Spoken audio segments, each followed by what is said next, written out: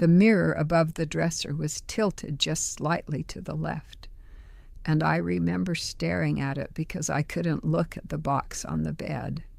58 years of marriage.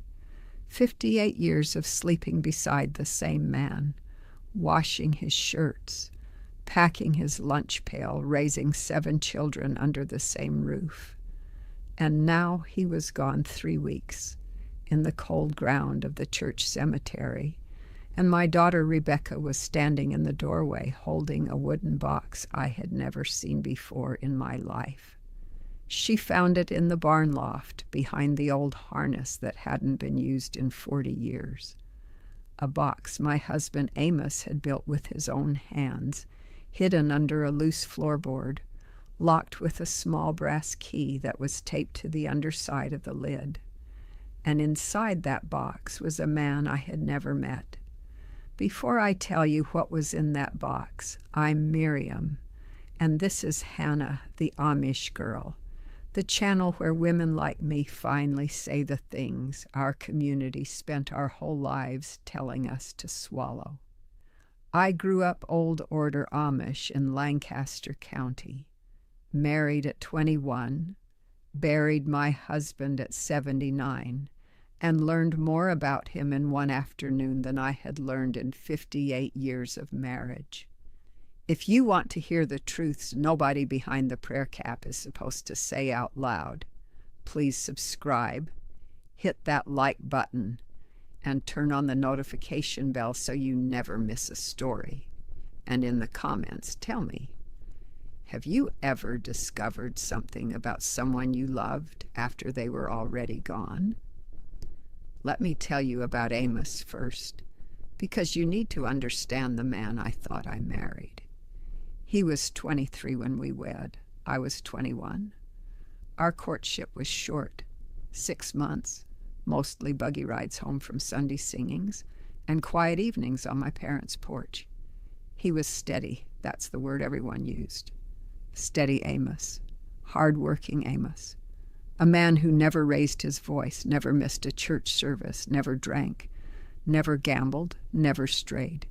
The kind of husband Amish mothers prayed their daughters would find. For 58 years, that's the man I lived with. He woke at 4:30 every morning. He milked the cows. He read his German Bible at the kitchen table while I made breakfast. He worked the fields. He came home for supper.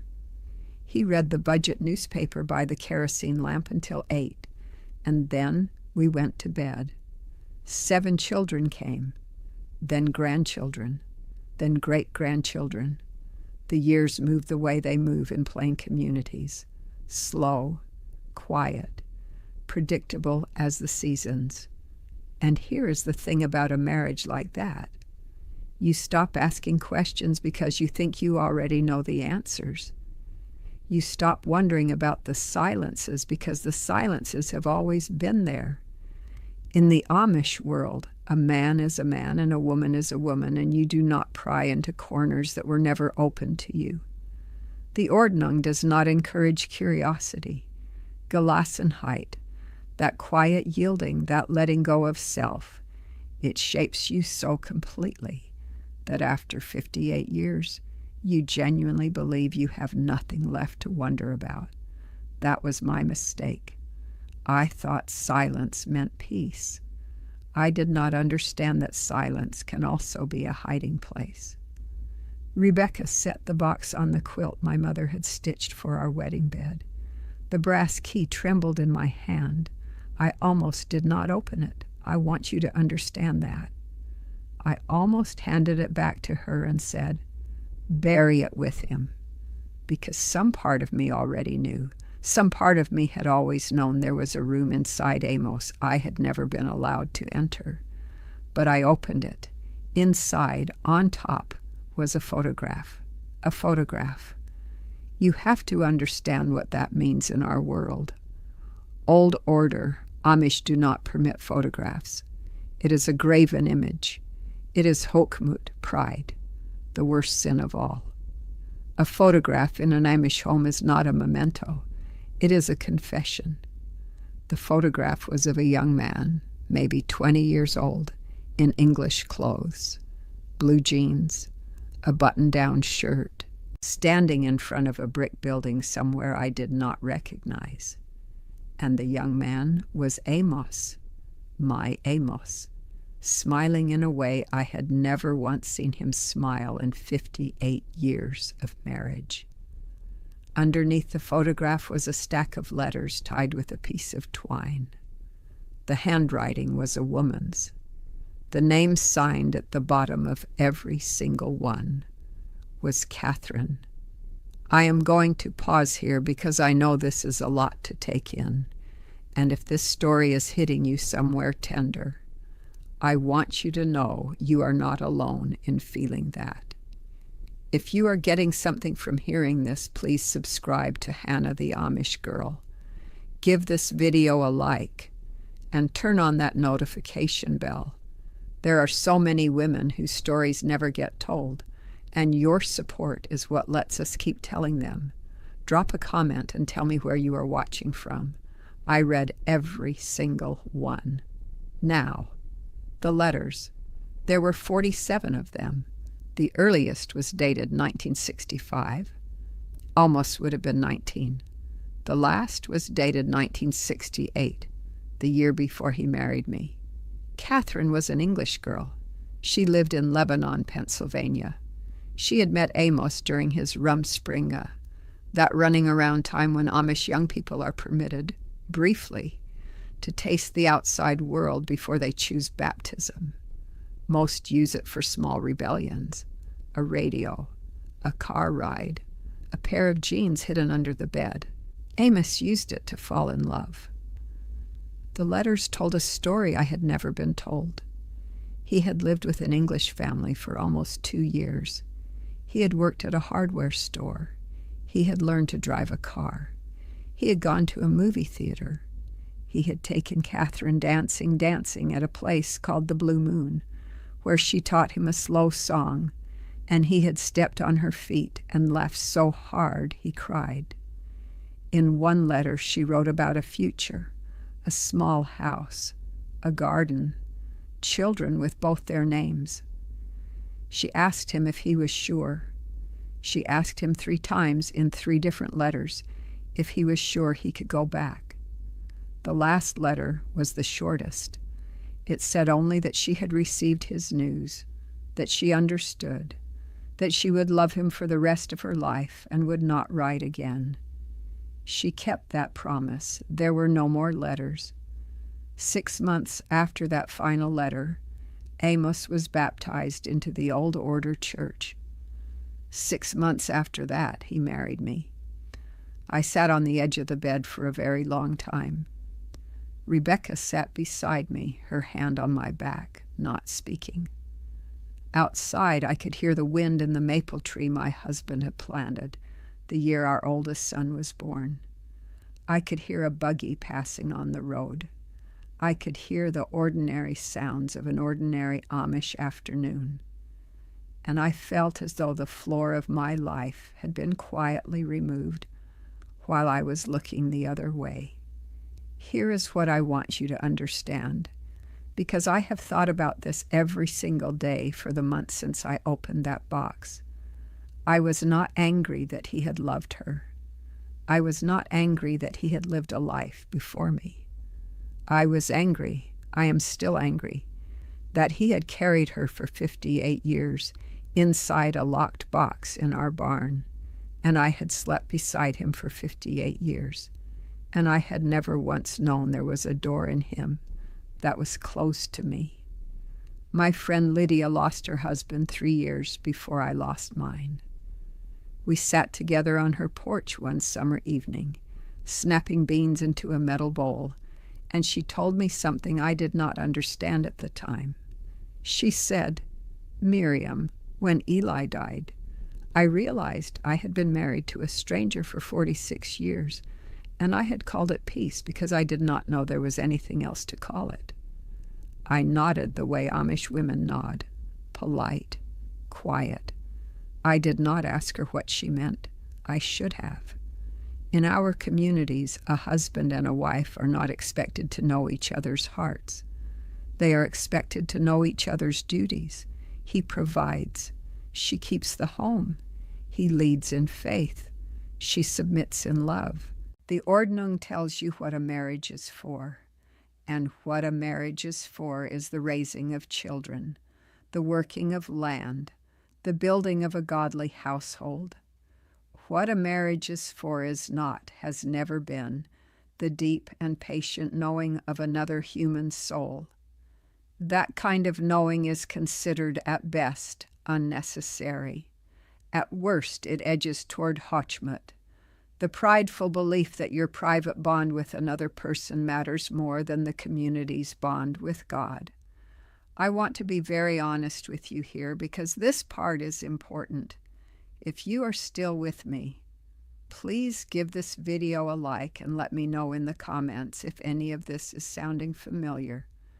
Maybe not Amish, maybe just a marriage where silence was called peace. I am listening, and if you have not yet, subscribe to Hannah the Amish Girl and turn on that bell, because I have so many more stories from women whose voices spent decades waiting to be heard. After Rebecca left that evening, I sat alone at the kitchen table with the box in front of me. I read every letter again. I looked at the photograph for a long time, and I tried to find the man I had married inside the man in those pages. He was there. That is what undid me. He was there in the careful handwriting, the same handwriting that signed our marriage certificate. He was there in the dry sense of humor that came through in his replies, the same humor I had heard at our supper table for nearly 6 decades. The man who wrote those letters was my husband. He had not been replaced. He had only been folded down, tucked inside himself, and kept in a wooden box for 58 years. I went to see Bishop Yoder the following week. I did not bring the letters. I did not bring the photograph. I asked him only one question. I asked him if Amos had ever spoken to him in any of those long years about the time before our marriage. The bishop looked at me with kind eyes and said that what is confessed in private stays in private, even after death. But he reached across the table and squeezed my hand, and he said, "Miriam, your husband was a good man. Whatever he carried it so that you would not have to." I have thought about that sentence every day since. I do not know if it was meant to comfort me. I do not know if it was meant to warn me. I do not know if Amos confessed Catherine to the bishop the day he was baptized, or if he carried her alone for 58 years, never speaking her name to a single soul.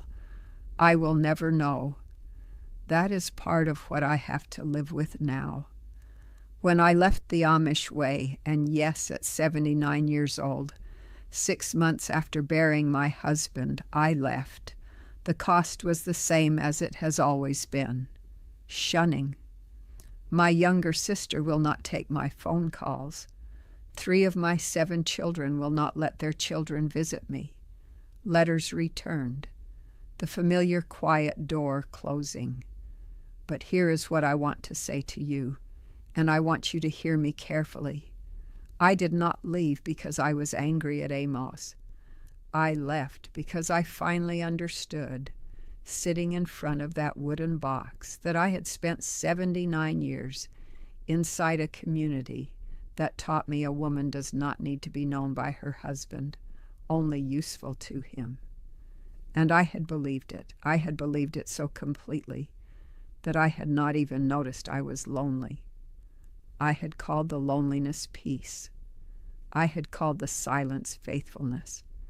I had called the locked box in my husband a virtue, because in the old order world, a man's inner life is his own, and a wife who does not pry is a wife who has done her duty. Catherine died in 1994. I found her obituary at the public library a few weeks after the box. She never married. She lived her whole life in the same town. She worked as a librarian. She had no children. The obituary said she was loved by her sisters and her many nieces and nephews, and that she had a gentle laugh, and that she was buried in a small cemetery on a hill outside of Lebanon. I drove there. An English friend took me. I stood at her grave for a long time. I did not feel jealous. I did not feel betrayed. I felt, if I am being honest, a strange and quiet kinship. Two women who had loved the same closed-up man, in two different worlds, both of us never fully let in. If you have made it this far in my story, I want to thank you, truly. Please take a second right now to like this video, subscribe to Hannah the Amish Girl, and turn on the notification bell so the next story finds you when it is ready. These voices, these women, they were silent for so long. You listening is what changes that. I want to leave you with this because it is what I have learned. And at 79 years old, learning anything new feels like a small miracle. The Amish world gave me a long marriage, 7 children, 100 acres of good earth, and a community that buried my husband with honor. I will not pretend those gifts were nothing. They were not nothing. But the Amish world also taught me that a wife does not need to know her husband's heart, only his habits. That intimacy is not the deep and difficult work of two souls reaching for each other across a lifetime. That intimacy is instead the quiet performance of duty in a shared house. And I lived 79 years before I understood that what I had been calling marriage was, for both of us, a kind of careful, gentle hiding. I do not blame Amos. I want to say that clearly. He was a boy of 23, given a choice between a woman he loved and a community that was his entire world. And he chose the community, and then he closed the door behind him and never opened it again, not even for me. He did what he was taught to do. He yielded. He submitted. He buried himself in a wooden box in the barn loft, and he handed me only the parts of him the ordnung permitted. If you are watching this and you are in a marriage where the silences have started to feel heavy, where you suspect there is a locked box somewhere inside the person beside you, I see you. If you have spent decades calling loneliness peace because you did not know there was anything else to call it, I see you. If you grew up in a world where a woman's job was to be useful and not to be known, I see you. And I am telling you, from the other side of 79 years, that you are allowed to want more. You are allowed to ask. You are allowed to open the box. If this story moved you, leave me a comment and tell me what part stayed with you. Tell me your story if you are ready. And please, if you have not already, subscribe to Hannah the Amish Girl, like this video, and turn on the notification bell. There is so much more I have not yet said, and I would like to keep saying it as long as you keep listening. Until next time, choose your freedoms wisely. Even at 79, it is never too late to be known.